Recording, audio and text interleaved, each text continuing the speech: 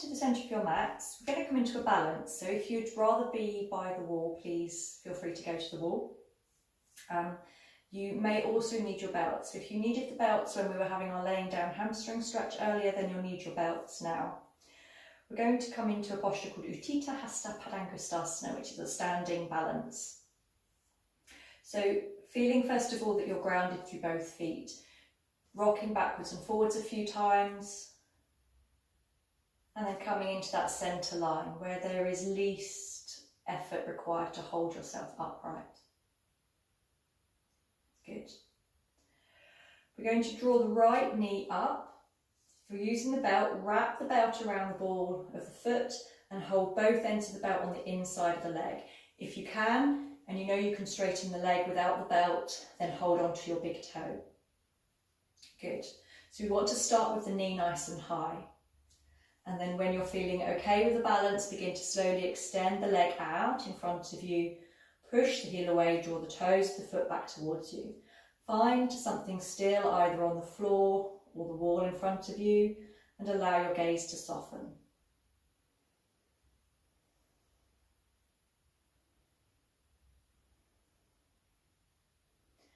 So we're going to slowly take the leg out to the side. We want to keep both hips facing forward to keep that standing knee safe and facing forwards. So only take the leg as far as you know you can keep the hips level.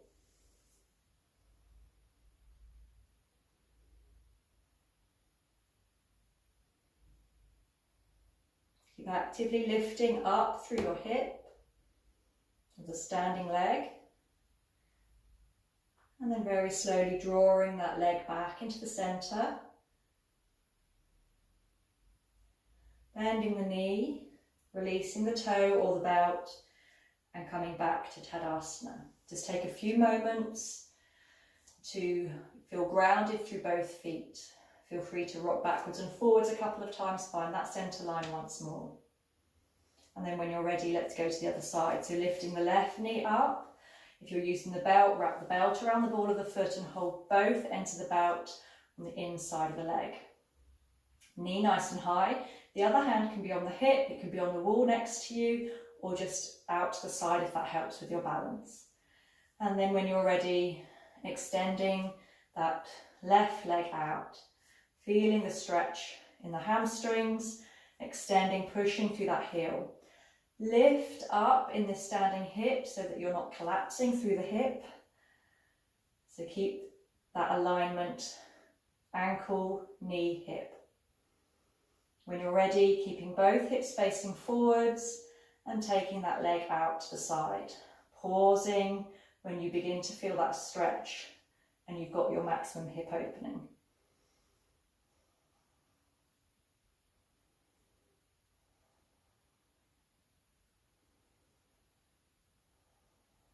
When you're ready, very slowly drawing the leg back to the centre, pausing for a breath, then bending the knee, releasing the belt or releasing the hands. Good. Now stepping to the front of your mat, towards the fronts of your mats, we're going to take a big step back with the left leg. So a nice big wide stride. You want your right toes facing along the long edge of the mat, and you want a decent angle with your back foot. So 45 degrees is a good one, and you just adjust it so that your knee feels comfortable. Hips are going to be flexible, but we're going to take the chest, the shoulders and the arms out to the sides so that we're along the long edge of the mat. Good, breathing in here. As you breathe in, take a micro bend in the front knee, in your right knee, and then stretch away into the right hand. Keeping this left hip back and feeling that you're keeping this lovely openness in the underside of the body. Keep stretching away. And then take your hand to wherever it reaches. It might be the knee, the shin, the ankle. You may reach down to the floor. So wherever you reach is absolutely fine. Important thing is that we keep this openness in the chest, one shoulder stacked above the other. Once you're here, you can begin to straighten that front leg. Keep the chest open. Take your top hand down to your hip, so the arms straight along the side of your body with the palm facing down. As you breathe in, sweep the arm overhead. You can follow it with your gaze. and breathing out, back to the center, back to your hip. Breathing in, sweep it up, and breathing out, back to the center. Breathing in, sweep it up, breathing out, back to your hip. This time breathing in, sweeping up, all the way up to the ceiling. And breathe here. So one hand down on the floor in front of your foot or on your leg, the other arm up to the ceiling, extending through the fingertips. And to come out, we're going to soften the front knee, push through that front foot to lift you up, and then step towards the fronts of your mats. And then we're going to go to the other side. I'm just going to swap sides so that I don't turn my back to you. So this time we're going to step back with the right foot. So the left toes facing forward. We've got the angle on the back foot. Turn the chest, the shoulders, and the arms out to the sides. Breathing in here. Slight micro bend with that knee. Stretch away towards your left. And then take the hand to wherever it reaches. It's fine to place blocks on the floor on the inside of the foot, if that will help bring the floor up to you. Begin to straighten that leading leg. Open up in the hips and take the right hand down so it's alongside your body with the palm facing down. As you breathe in, sweep it overhead. And as you breathe out, take it back to your sides. Breathing in overhead, breathing out back to your sides. Breathing in, so allow the shoulder to lead the body and open as it comes back and as it comes forward. The next time it comes forward, sweep it all the way up to the ceiling, stretching the fingertips up to the sky. And pause and breathe here.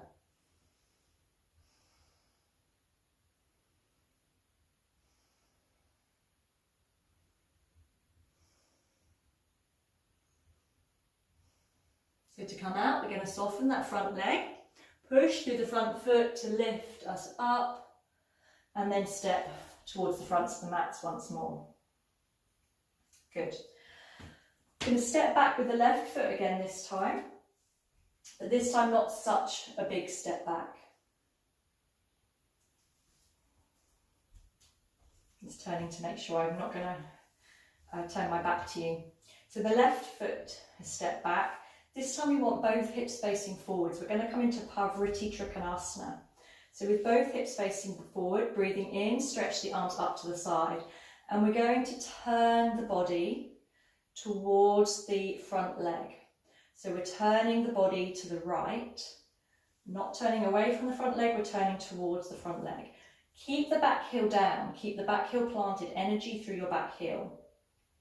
And then from here, we're going to stretch away with the left hand and bring the left hand to either the leg or to the floor outside your right foot.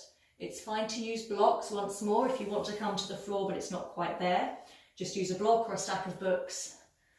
Take the hand down, drive the back heel down and lift up with your fingertips of the opposite hand. Parivrtta trikonasana.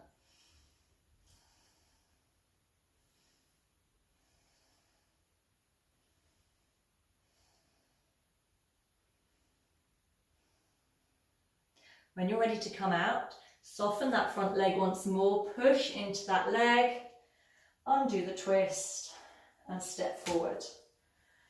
Good. Now step back with the right foot. Again, just a decent stride. Hips are facing forward. Breathe in, take the arms out to the side. Breathe out, turning towards your front leg. And see how far you can get that twist. It really doesn't matter how close to the floor you come, as long as you can get this twist. So we're twisting with the belly, the ribs, the shoulders, the arms. And it might be that you simply take the hand down to the leg and you work here. Oops, excuse me, lost my balance. Okay, and you can always then begin to work your way gradually down the leg. Okay, but the posture is still the same. So wherever you reach, coming down into your parivrtta trikonasana, keep the back heel planted, Keep energy through those top fingertips and breathe. Drawing the belly in towards the spine, helping you rotate even deeper into the twist.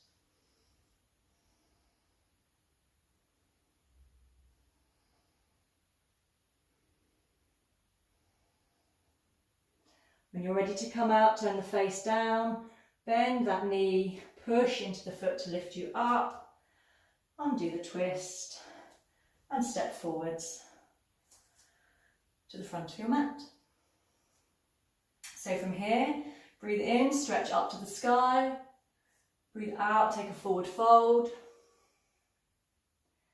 breathe in, lift the heart, and breathe out. We're just going to step back with the right foot, but step back a long way. So we're coming into a deep lunge. Allow that back knee to come down.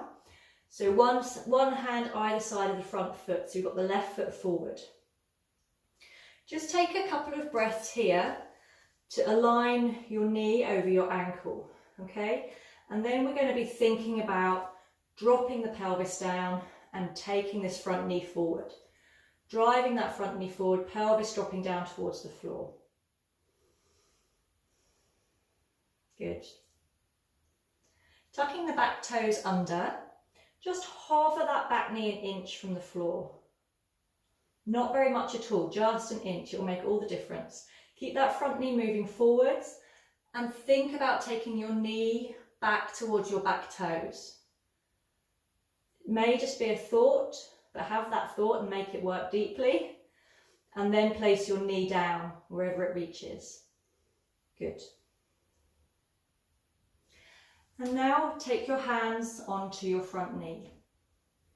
So being cautious in your lumbar spine, we don't want any pinching in the lumbar spine. So you can either stay forwards or begin to lift up with the chest. All the time thinking about extending the front of the body. We're lifting, the pelvis is staying down, everything else is lifting. And we lift using the muscles of the body to lift our body up and roll the shoulders back and down. And you can have this effect whether you're forwards or whether you're deeply back. So if your lumbar spine's playing up, then stay forwards, but still think about taking that collarbone forward, roll the shoulders back and down. Otherwise, you can begin to lift the chest, roll the shoulders back and down, pelvis is sinking down all the time. Lifting the chest up, taking the shoulders back and down. If that's okay, the chin can lift, you can float the hands up to the sky, extending the fingers up, thumbs pointing back. And if all is well, push the back heel away to lift that back knee off the floor.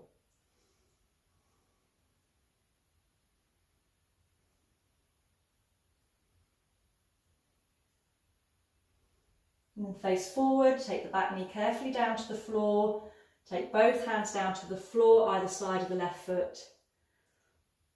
Untuck the back toes. While we're here, we're just going to do a little bit of hip opening. So I'd like you to place your left hand on your left knee and allow your left knee to drop out to the side.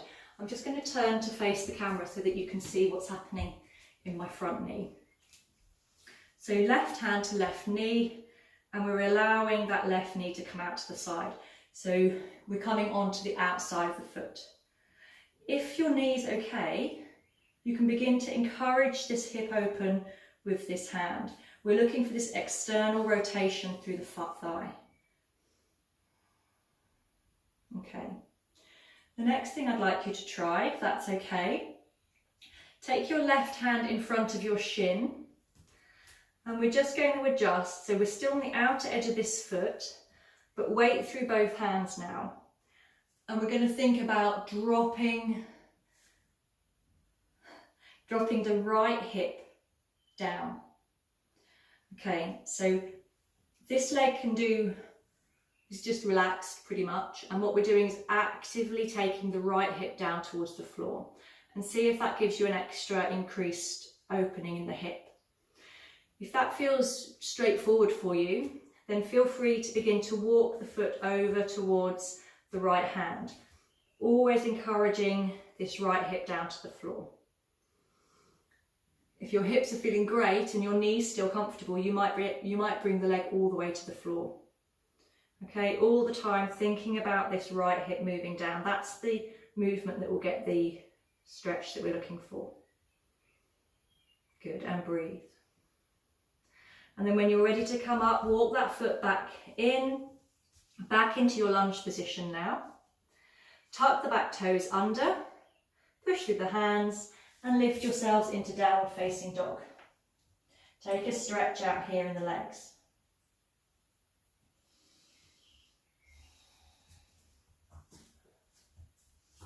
And then we're going to step the right foot forward. So step the right foot in between your hands, drop that back knee down and take a few moments to align that front knee over the ankle. One hand either side of the foot, working that front knee forwards.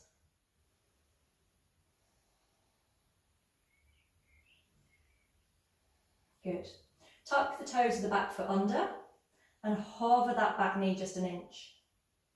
Keep the front knee moving forward and think about taking that back knee towards the toes of the back foot. Keep that front knee moving forwards. And then place the knee down. Fantastic. Dropping the pelvis to the floor, the hands come to the knee. Once again, you can stay deeply folded over your leg, or you can come up as high as you feel comfortable. All the time thinking about lengthening the front of the body, lifting up with the collarbones while the pelvis moves down. If it helps, you can even place your hands on your hips and use the weight of your hands to keep your pelvis down as you lift the torso out of your hips. Shrug the shoulders actively behind your back. So we want the upper back muscles to be activated. So really draw those shoulder blades together. Lift the upper chest, roll the shoulders back and down. Lift the chin and float the hands up to the sky. If all is well, then you can push the back heel back to lift the back knee. Take the thumbs a little further back in space if you can. Keep lifting up through the chest.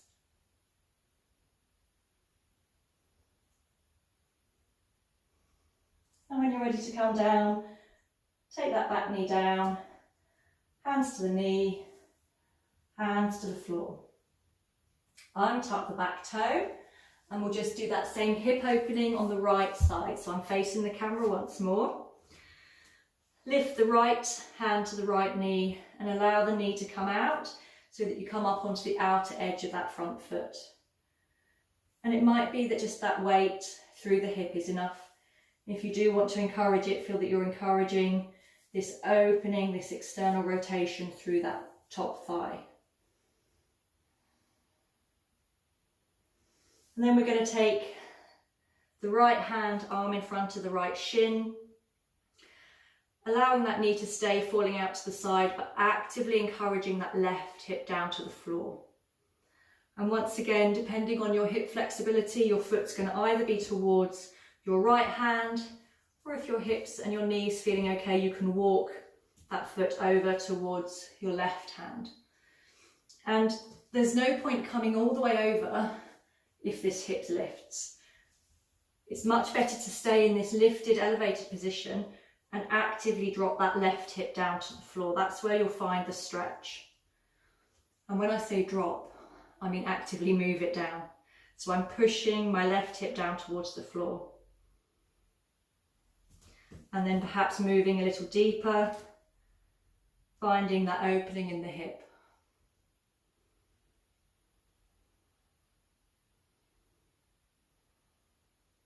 And when you're ready to come up, push into the hands, walk the foot back into your lunge position, both hands on the floor, tuck the back toes under, and lifting into downward facing dog, taking a stretch out here.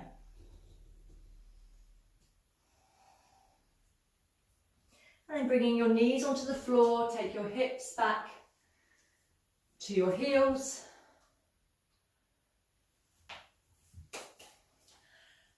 Good. And we're going to work with some drills that will move us towards a handstand position. Before anybody turns the video off, know that even if you have no interest whatsoever in coming into a handstand, or you don't think you can come into a handstand, it's really not important. The drills and the preparation that we do as we work towards handstand are beneficial for so many other things that we do in yoga and generally strength for everyday life. So bear with me, work through the prep and the drills, and then as we come a little bit deeper, feel free to pause or repeat some of the previous drills. So the first thing we're going to work on is our wrists. So we always want to warm up our wrists before we come into handstand or most weight-bearing postures. So come into a comfortable seated position to start with. Take your arms in front of you and make fists with your hands, and then circling your fists round. So perhaps 5 to 10 circles in one direction, and then 5 to 10 in the opposite direction. So turning the direction.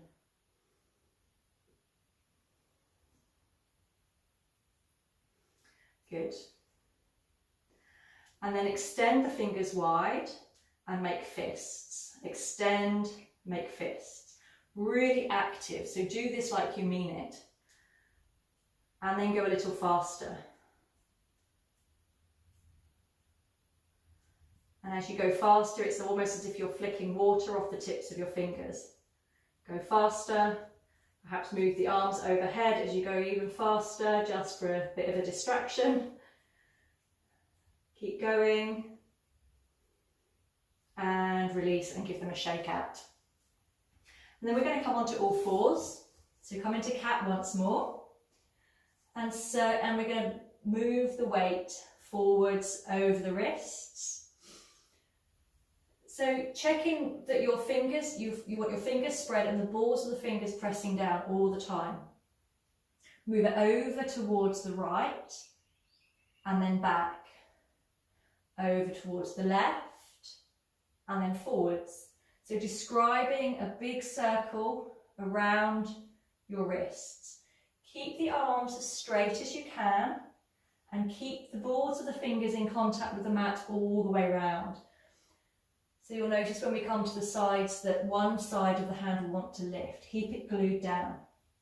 And then reverse the circle, so going in the opposite direction. Really paying attention to your wrists. Is there any point in that circle that feels less than comfortable?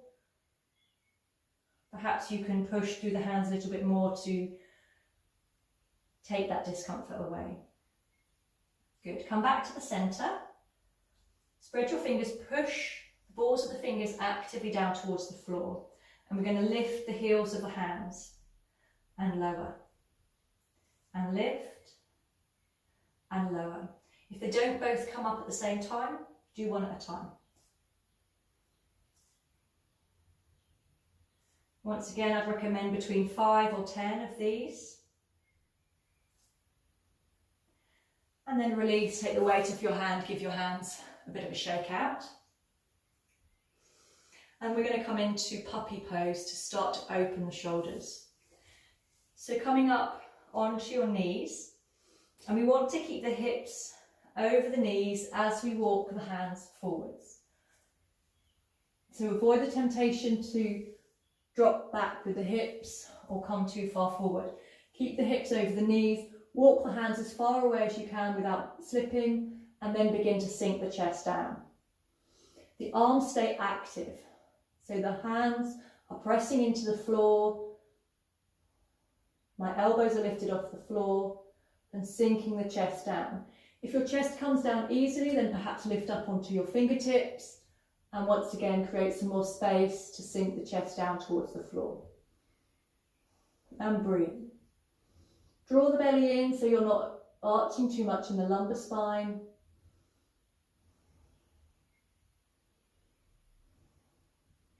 And then lifting up, walking the hands back to your heels. The next thing we're going to do is to work some shoulder strength. Coming into cat once more, shoulders above the wrists.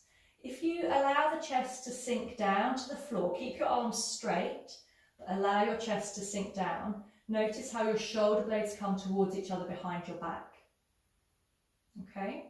And then we're going to separate the shoulder blades, push into the hands, how far apart can you get your shoulder blades? They slide round the sides of your body as you push your upper back towards the ceiling.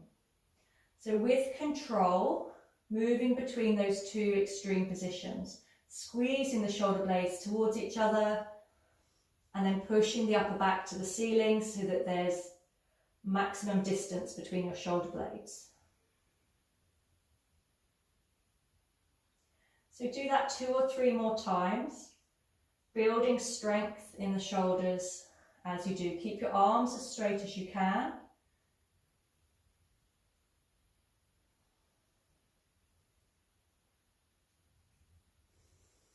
Good. And the next posture, I'm going to turn so that you can see my shoulders. We're going to come into downward facing dog. And we're going to work with elevating the shoulders. So taking your hips back to your heels, push through the hands, lifting into downward facing dog. So in a usual downward facing dog, we'd have a nice long neck, sinking our shoulders, our armpits down towards our toes. When we're working in handstand, we want to push actively through the hands and actually lift the shoulders towards the ears and wrap the triceps around. So if you can see the difference, maximum length in my neck, shoulders are relaxed. And then what we want in handstand is push through the hands, take the shoulders in towards the ears and wrap the triceps around. It's almost like you want to, your armpits want to come together. Good. So give that a go. Pushing through the hands, elevating your shoulders so that your ears come to your shoulders and wrap the triceps and hold.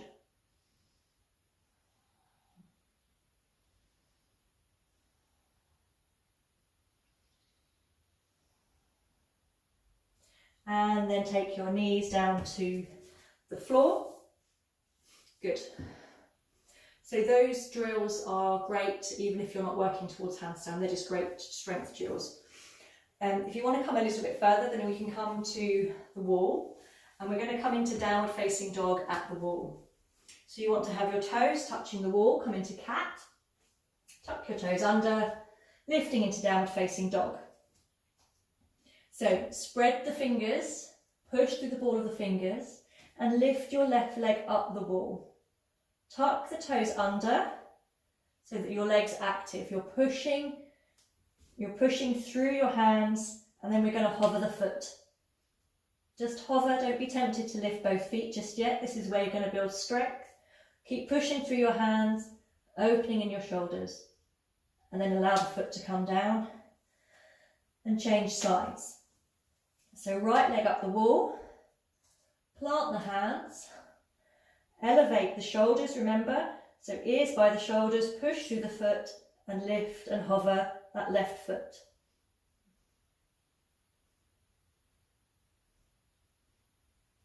And place the foot down, both feet down, release the knees to the floor and give your wrist and your shoulders a bit of a break. Okay, so they're great drills for coming into handstand. If you wanted to come a stage further, you can come and lift both feet onto the wall. The important thing is, as soon as you lift both feet, you need to engage the core muscles. So we go from what we often see in handstand is this hollow, this kind of banana position. What we actually want is to knit these muscles together, draw the pubic bone up towards the collarbone. So we're actually in this hollow dish shape. So if you are going to bring both feet up the wall, make sure you remember that to engage, lift and draw in. Okay, so we'll go through it. Feel free just to pause and have a break if you don't want to go this far. So downward facing dog, 1 foot lift. Remember, draw the belly in, push through the hands, lift the other leg. As soon as this starts to happen, you need to come back out. Push through the hands, engaging those core muscles to lift up.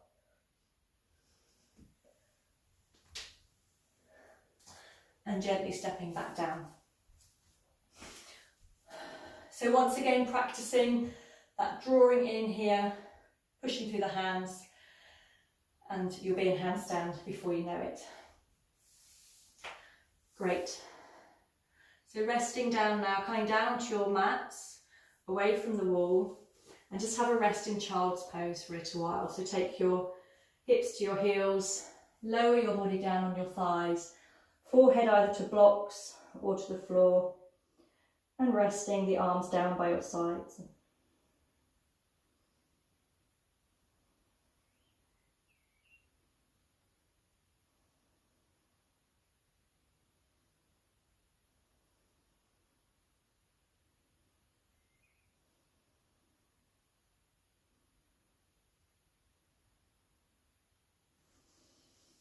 Good, breathing in and slowly coming up. The last posture we're going to practice, we're going to come into gomukhasana, which is where we're going to use some of that hip opening that we did earlier. So coming into a seated position with your knees bent and the soles of the feet on the floor in front of you.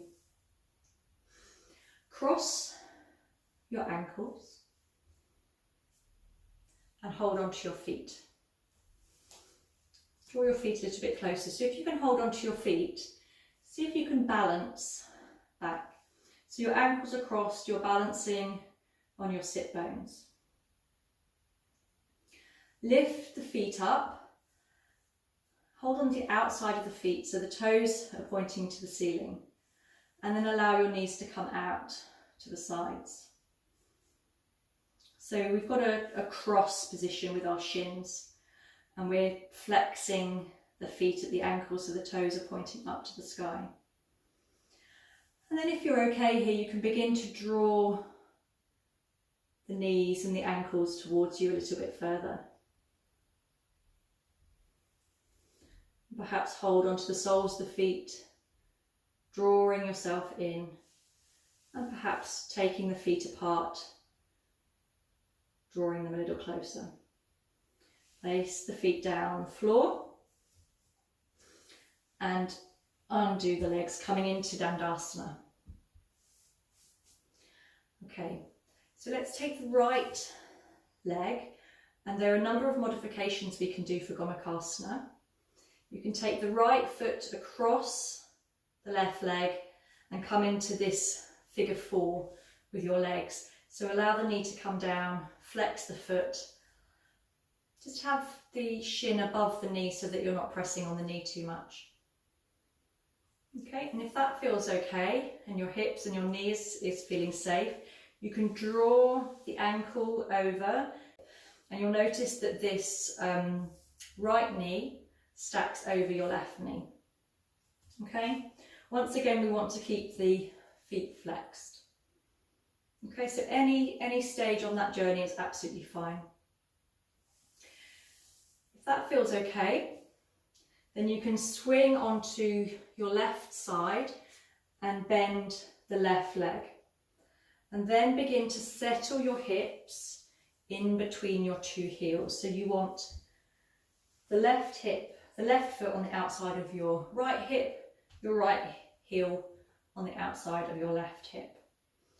If you find that you can't quite get the hips settled and one hip stubbornly remains lifted, then I'd encourage you just to straighten this leg back out.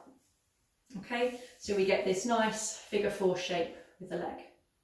Okay, so wherever you are, whether you've got both legs bent in or just one, breathing in and sit tall, allow the hands to come down, and breathing out, begin to soften over that front leg.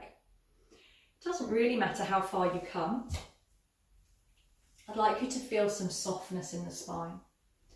So if both knees are bent in, you can just place the palms of the hands on the soles of the feet. If you've got one leg straight, just one hand on the sole of the foot, the other hand on the floor. And then we're going to soften and fold over. If you do fold forwards, then make sure your hips stay down on the floor. You can take your hands out to the sides, softening and folding down.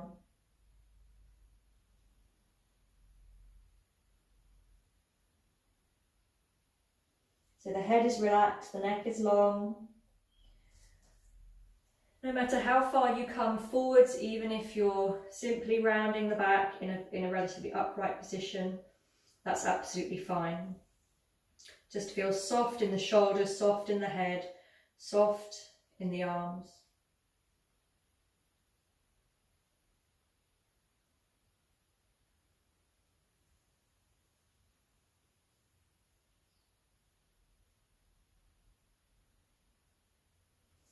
And breathing in and coming up.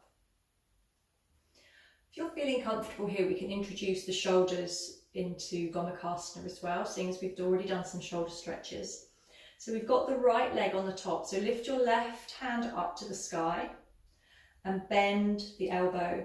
Take the palm of your hand to the mid upper back. Your right hand, swim around behind you, take the elbow down and see if you can't meet the fingers together behind your back. If they don't meet, you can use a strap or a belt or a sock, anything you have handy. I'm just going to turn around so you can see. So top hand comes over, bottom hand comes under, and we interlace the fingers behind. Now you can see that if you had a belt, you could hold a belt. It could be anything as long as it allows you to pull on. And once again, you can then fold forwards from here.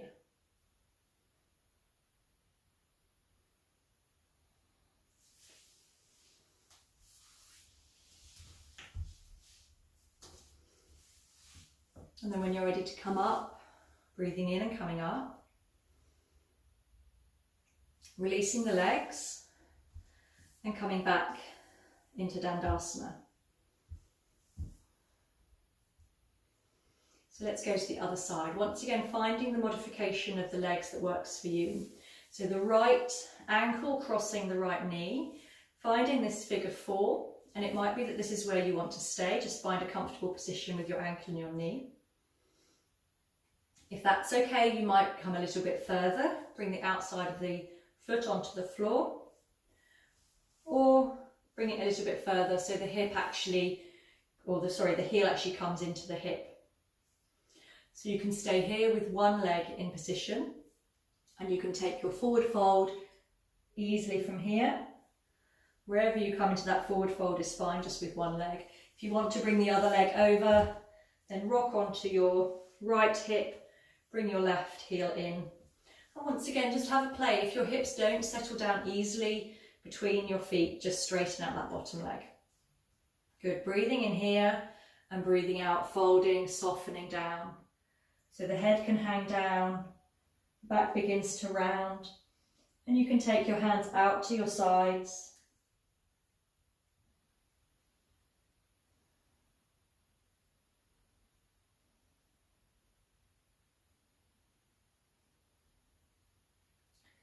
Feeling your hips beginning to release, beginning to let go.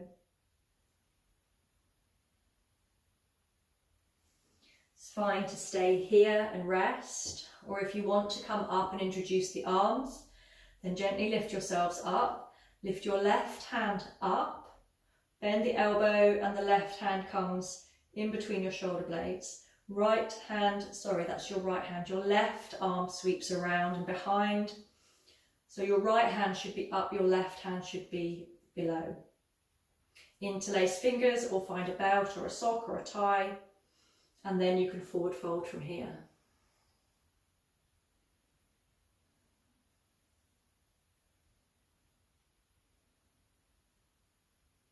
So breathing deeply into your shoulders, breathing deeply into your hips.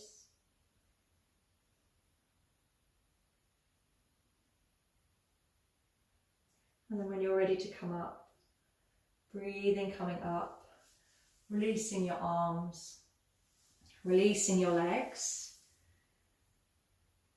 And because both of those are asymmetric postures with the hips and the shoulders, we're going to even up both things, coming into a diamond shape with your legs. So a very loose cobbler. So take the feet quite a long way from your pelvis.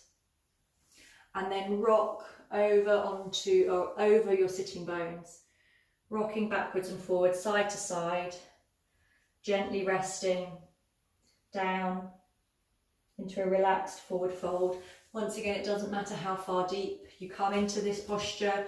For some people, their foreheads are going to be resting in the soles of the feet. For others, simply resting here with the head hanging, the shoulders relaxed, the arms resting wherever they comfortably come. So wherever you come to is absolutely fine, but there's no pulling. So a nice, gentle, gravity-fed forward fold.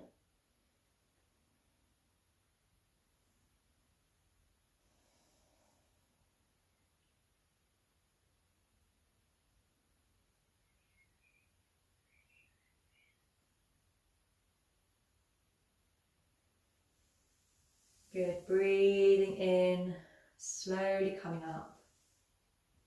And settle yourselves onto your mats in Shavasana.